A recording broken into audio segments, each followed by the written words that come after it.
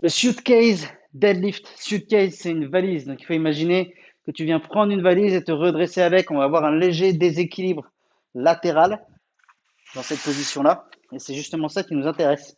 Donc, le kettlebell, là, au lieu d'être entre tes pieds et bien centré par rapport à la colonne vertébrale et à ton centre de gravité, va être légèrement excentré, ce qui va mettre l'accent sur la chaîne latérale à l'opposé du kettlebell. Parce que le kettlebell va avoir tendance à nous faire pencher vers le sol de son côté à lui. Il va falloir résister pour garder un bon placement. Donc ça reste un deadlift où on va venir pousser les hanches vers l'arrière, plier un petit peu les genoux et surtout garder les épaules toujours plus hautes que les fessiers.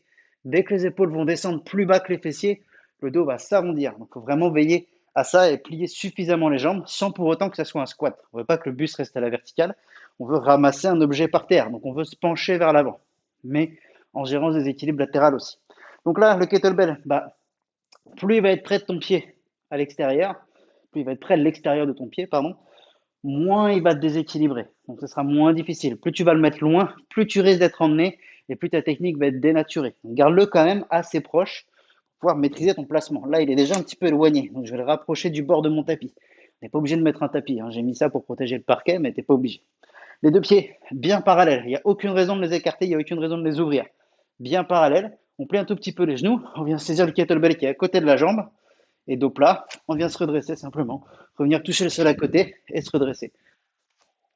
De profil, ça donne ça. Tu peux regarder au sol, tu peux regarder devant, l'important c'est de garder le dos plat surtout. En regardant devant, tu auras le dos un petit peu plus plat, forcément, mais tu auras tendance à moins te pencher vers l'avant. En regardant au sol, tu auras tendance à te pencher un petit peu plus vers l'avant. Le piège, c'est d'arrondir le dos. Voilà pour le suitcase deadlift.